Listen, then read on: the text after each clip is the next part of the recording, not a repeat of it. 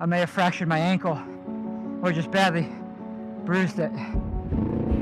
We made a major mistake when we chose a route through the desert of Baja. Deep sand, rock gardens, and water crossings had taken a toll on us and our motorcycles. I'm down. After doing battle with the desert, we had finally made it to a small town thanks to the help of Francisco. Still, a few hours away from our end goal of La Paz, and we had 3 great challenges ahead of us. First, we had to recover Caitlin's bike that we abandoned after damaging it in a water crossing. Then, we'd have to find a way to fix the broken throttle tube well enough to get us a few hours down the road to La Paz. Finally, we had to figure out how badly I was injured after a crash. Until then, we were stranded in Mexico. This could be where the road ends for us. Who are you counting on? Who are you leaning on? When the cold winds blow strong, who are you counting on? The issue with my Rebel is probably not common.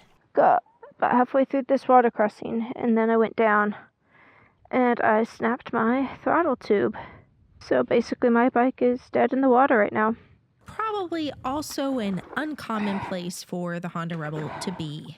We abandoned my motorcycle in the desert and then worked out a deal with Francisco, who took some cash and the key to my motorcycle and would return the next day to recover the bike. He helped us the last few miles, so we had no reason to doubt him. But our fate was in his hands. So, one thing at a time. Hopefully he brings the bike tomorrow.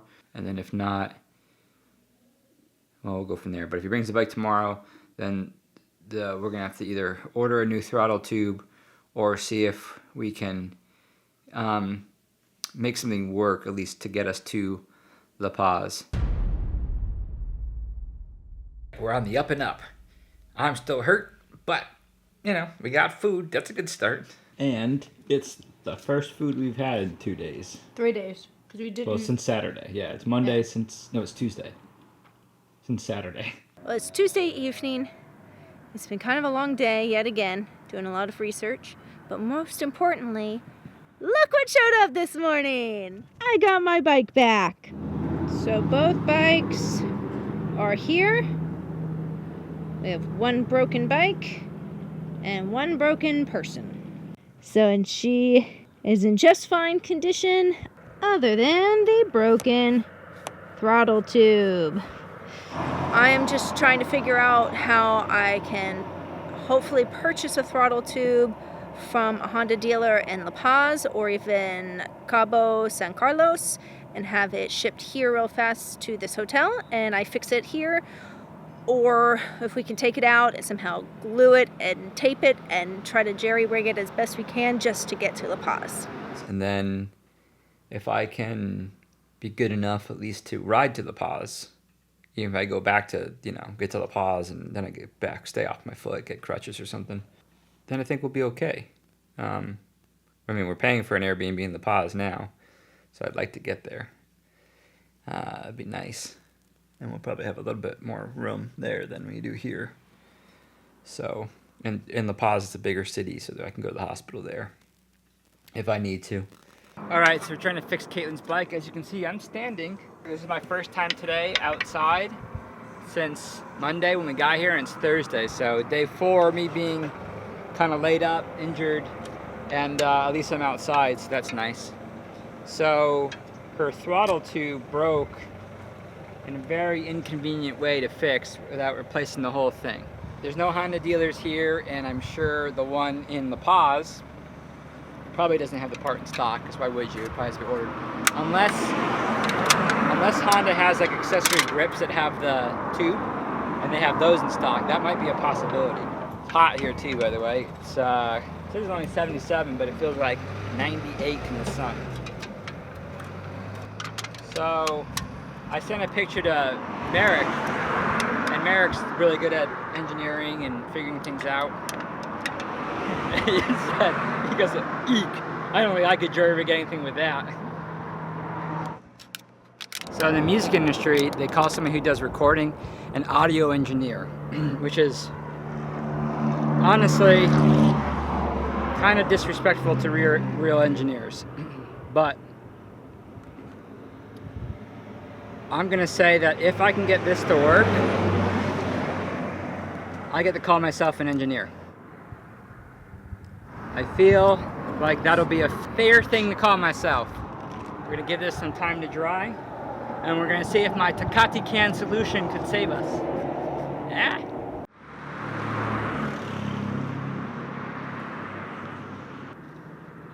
Yes, that is a tripod pole that can be used as a monopole that he is using as a walking stick. See, like there it's holding, but the minute you put some pressure on it, well, there it's holding. What you thinking? I'm thinking I'm not much of a MacGyver. I mean, realistically, we don't have to fully close this. This is really just a temporary solution to get you 120 miles down the road.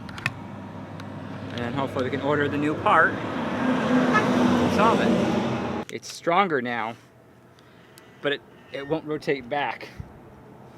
It's probably pinching something. So unable to fix it just yet. A couple ideas I've had are not quite working out. Damn, I thought the Tecate can would be our savior. And now I've been on my even though I'm not putting most of my weight on it, I have been more on my left leg than I wanted to, so it's a bit sore now, unfortunately.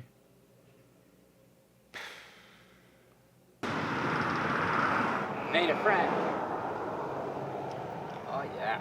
Caitlin gave this little doggy some water and some crackers and tried to give her some peanut butter. There's potential here. If I could get this back to however it was. I don't think it's gonna work.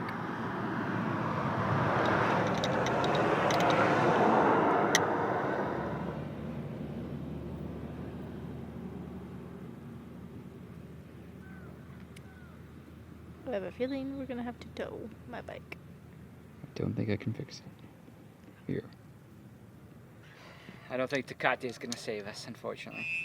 My Tecate plan. It was a good plan, but poor execution. well, it was a good idea. We just haven't figured out a way to make it work. Especially once it gets into the rest of the housing. The rest of the housing unit, it just doesn't move, unfortunately. What we didn't know is that this retainer pin was broken, so even a new throttle tube wasn't going to fix this motorcycle. So we've run out of daylight, but we might have gotten a solution for my bike. Chris has decided to put the cables on the outside and zip tie them to the actual throttle itself, and it actually seems to kind of work. So Chris is wanting to be the one to test ride it, even though it is my bike and he's hurt. But men are men, I guess. All right, after this car, you're good to go.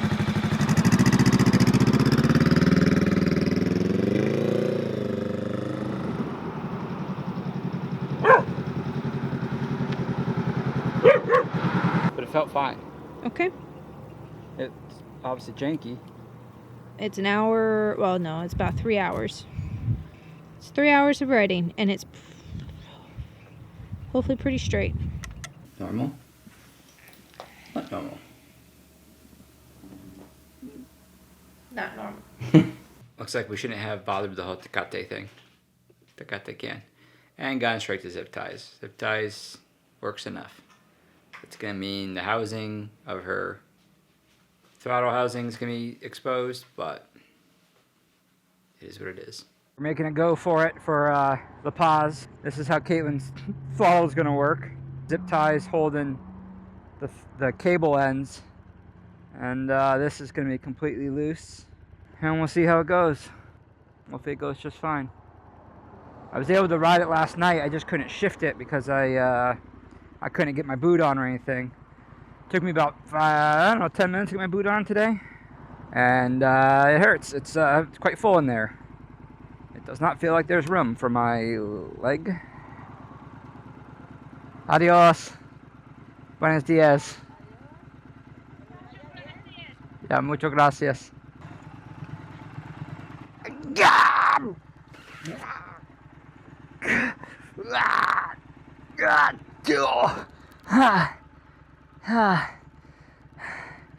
Okay, I don't think I can get on that way again.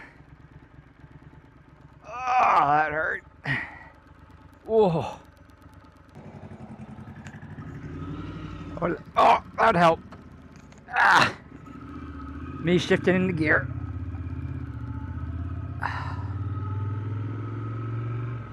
Ah. Oh. Ah. Ay. How does it feel? I know it's gonna be weird. I mean, it feels okay, I guess. It feels fine enough to get to La Paz. My front brake doesn't work as well. Your front brake. Yeah, it's just spongy. Ah. Oh, shifting is hurting. Ah, okay.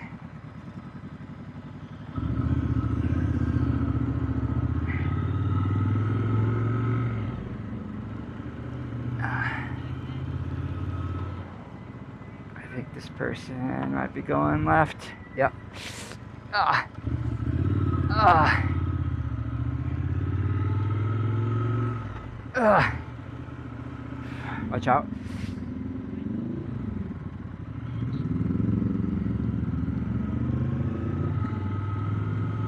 And this is tough because it's like 6-way intersections. There's a lot to try to figure out who has right of way because there's a lot of different people stopped. It's weird because the turning lane on the right side cuts us off and gives them an opportunity to get into this center, or it gives them an opportunity to take a left.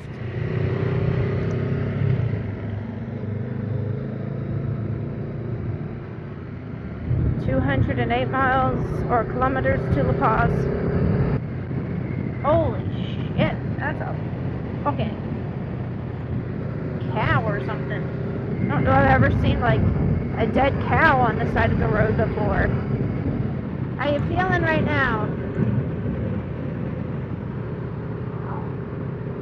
How's my throttles feeling right now? Yeah, I'm just really struggling shifting up now. Oh, I hate that you have to shift anymore. Stopped to get gas. The attendant overfilled a little bit and she sprinkled some water on and wiped it, so now I have a partially clean tank. It's a very interesting look. Nice swirl to it. About an hour and a half from La Paz. We are coming up to the Sea of Cortez. Again, La Paz is just over there to our right, and the car in front of me is going slower than a work truck.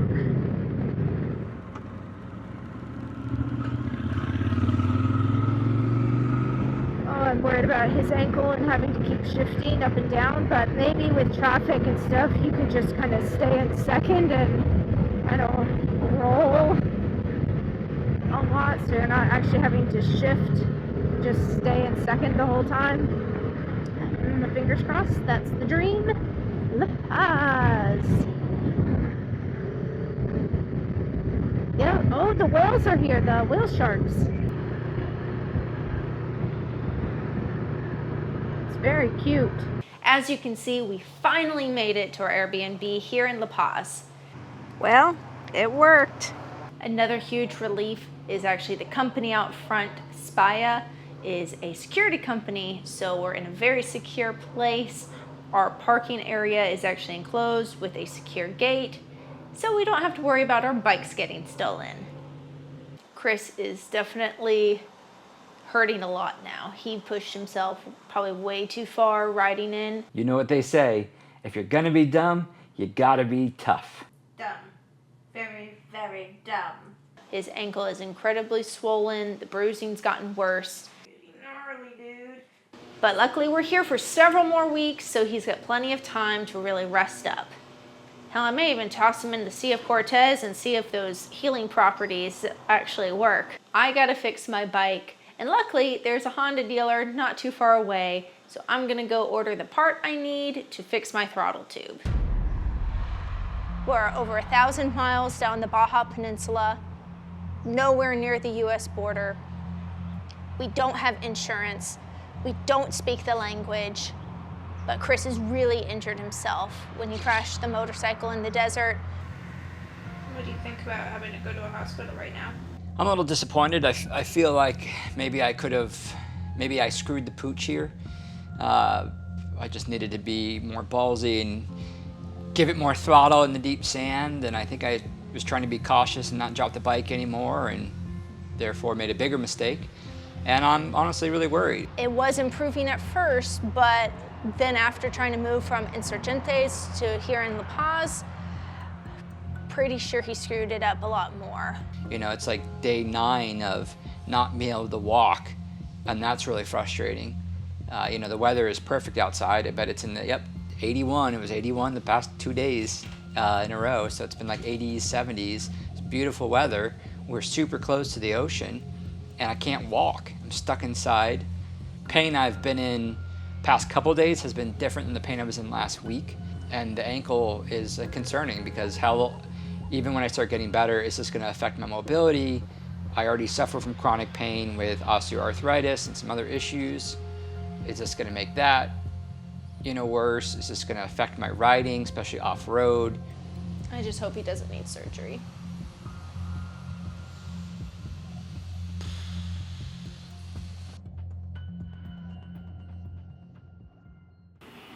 It's looking like Chris really needs surgery. The doctor showed us the x-rays, and you can very clearly see the fractures, but then he also showed us it from on the screen and more zoomed in so you can really see, and his his fibia. Basically the bone should be aligned like this, and it's, whatever, and it's sticking out like this. It's now a rough estimate is that it's gonna cost us 100,000 pesos, so $5,000, which compared to American prices is quite the steal for surgery and all of that, but it's also $5,000, so we sure as shit don't have. I'm not happy. It's been almost, I don't know, it's been like 16 years since my last surgery. I was doing pretty good. Damn it. Not even married to me for 3 months and now he needs surgery. How you feeling? I've had better days. I feel okay. My ankle is in pain, but I feel okay. It's just, surgery is not the most appealing of options that I would have, the most outcomes I would have hoped for. I would have preferred just a cast and some time to rest, but here we are. And the funny part is right now I'm wearing a shirt that on the back says "Embrace the Suck." We are leaving the hospital. Chris is going to be having surgery tomorrow at 8 a.m. at a different hospital that has one of the devices that the surgeon needs in order to be able to see him, drilling the screws into his bones. So we saw 2 different doctors, a specialist, the general doctor, and got x-rays, and it cost us a whole $115 American. Yeah. That was very less painful. Tomorrow's going to be a bit more painful, both in the wallet and physically. Well, for Chris. The next morning, we headed across town to another hospital for the procedure. The sun is shining, we're getting surgery, and we're getting surgery. We're getting surgery! Been pricked up with the IV and just waiting to see the doctor and go into surgery. And I've had a lot of surgeries before, but I'm pretty nervous. Like in another country, it's very different. Ay, I'm so nervous. I'm like trying to talk myself up, you know, like, come on, Chris. Like, you've done this a bunch of times, no big deal, trust a doctor. Just older now, you know? Just, I think I have more like insecurities about my health and, you know, fears. So, I'd rather not be having surgery, period. But I also like, would rather be having surgery like in just different circumstances. And this was like, went to the hospital yesterday, talked to the doctor, boom, surgery today. Like, not even 24 hours later. It's not gonna be as pretty afterwards. Right here. I think it's looking and feeling better. You know, I'm just worried. It'll be fine, but I know it'll be fine. I'd just rather not do it. It's like being on the top of a roller coaster, and you know it's gonna be fine. It'll be over before you know it. But that dread going up, that's what I feel right now. I feel the dread.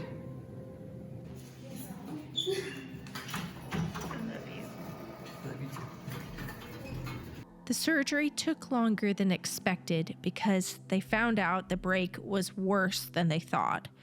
But this is basically what was being done. A metal plate and 5 screws were installed so everything could heal properly in place. What if I just spoke all in Spanish, like I learned Spanish? I had a long road to recovery ahead of me. Almost 2 full months of not walking, then using crutches, then physical therapy. Immobile in another country, everything was put onto Caitlin's shoulders. She would be exploring La Paz by herself and taking care of me, so I knew I was in good hands. Who are you counting on? Who are you leaning on? When the cold winds blow strong, who are you counting on? Definitely an older, no bells, no whistles. Or are they sawing off people's limbs? Just got quiet when I said that. See? They're listening.